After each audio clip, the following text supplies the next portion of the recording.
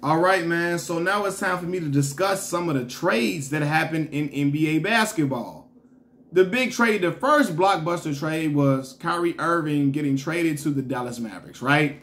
And when this trade went through, I said, man, this brings this team a lot of different, it brings them firepower. It makes them fun and exciting to watch. But I don't know if this translates to championship basketball. I don't know if it translates to that. Because for one, you have two ball-dominant guards. Two guards that need the ball in order to work out, in order to make things happen, in order for them to get into their groove, they both need the ball. And I'm like, I don't know. It's only one ball to go around. I don't know how it's going to mesh. Tonight, they were sharing the ball well with each other, though, right? Kyrie was scoring and filling it up in bunches. What Kyrie had tonight? Kyrie had 28. Luka had 27. Luka just came back from injury, and again, they look like they can score well and play well off of each other. The problem is the Dallas Mavericks lost this game by a score of 128 to 133. And the problem is glaring. Too much ISO ball. They have way too much ISO ball. Your turn, my turn, your turn, my turn, and let's hope this equates to a win. Their whole plan now is try to outscore teams. That's it. Just like the, y'all remember the We Believe team, the Golden State Warriors We Believe team with Steven Jackson, Matt Barnes, Al Harrington, Jason Richardson, Monte Ellis, Baron Davis now? What's the boy name? What was the big center name? Andres Petrins or something, I forgot. Mikal Petrus is on the team as well.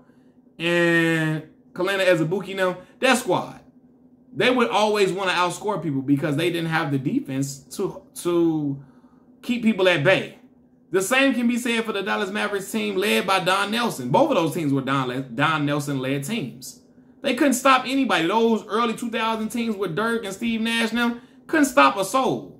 But they were banking on winning the championship just by scoring a lot of points. That never works. It didn't work in yesteryear, and I don't think it's going to work today.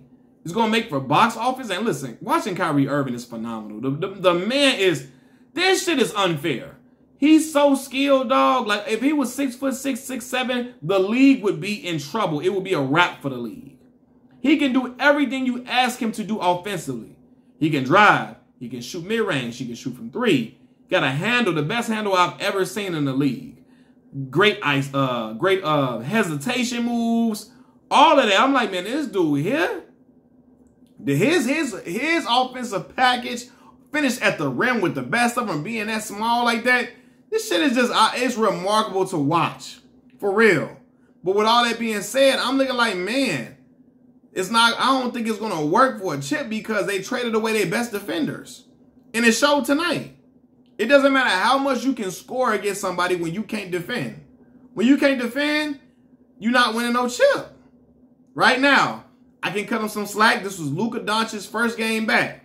You know, sometimes dudes come back from injury. They got to get their feet back wet. They got to get accustomed and adjusted to playing with another firepower, with another elite talent on the team, something he hasn't been used to having on the team since Porzingis left. And Porzingis wasn't elite at that point anymore. He wasn't elite, right? But Kyrie is. So he has to get adjusted to that and get himself all the way back, healed back from the injury properly. So with that shall be seen, but again, giving up 133 points and putting up 128. Most of the time, people put up 128, they hoping for a win. It's only one game. It's only one game.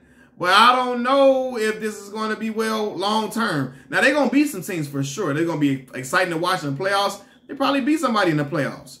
They might beat somebody and look real good and it'd be fun watching it. It would probably be fun watching it. But I just don't think it's going to translate to no team. It's too ISO-centric. Too ISO-centric. I don't care how far in the playoffs they go. When you play these top teams, especially the West is the wild, wild West. This shit is wide open. Kevin Durant then came to the Phoenix Suns. The Lakers then got D'Angelo Russell, Malik Beasley, Mo Bamba. What's the boy name that played? Hey, Vanderbilt. Shit, looked great. Vanderbilt looked great. Like, I'm like, yeah, man. Look, actually, I'm going to get into the Lakers in another video, right? But when you play these top teams, they're going to roll out their best wing defenders and try to make it difficult for them boys to score. Make it hellacious, try to put forth a hellacious effort defensively and say, listen, y'all make something happen. Or they going to try to take the ball out of Luka in them hands and say, no, they got to shoot.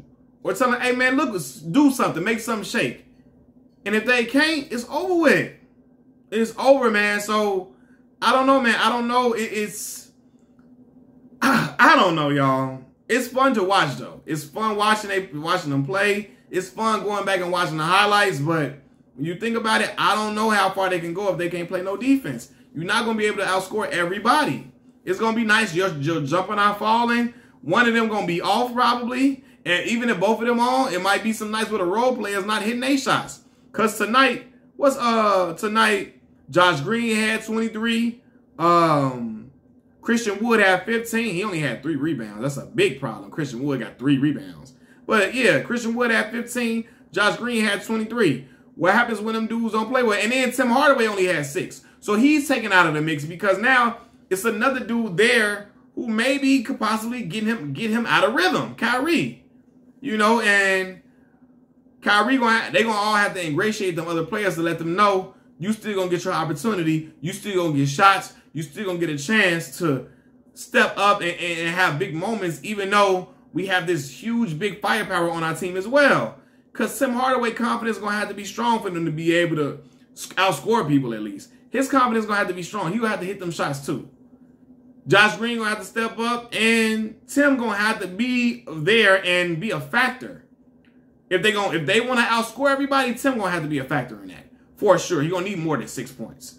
So again, it's one game, but I don't know, man. I don't really know how this gonna work for real.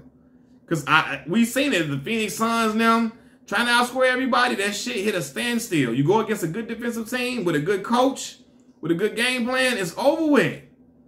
Yes, your dude's going to get theirs, but it's not going to result in a win. Luka and Kyrie got theirs tonight. No W. And again, credit, Phoenix is not no team full of busters. They not no scrubs. This is not a scrub team no more. But shit, De'Aaron Fox got 36. Sabonis got 22. Terrence Davis got 22. Kevin Huerter got 15. Harrison Barnes got 13. Trey Lyles got 14. Brothers is getting in double figures like a motherfucker. 1, 2, 3, 4, 5, 6. 6 guys in double figures. You know, and De'Aaron Fox having his way. So if that's the case, other guards and other big men gonna try to exploit them matchups and abuse it as best as possible. A smart coach and a smart team would do that.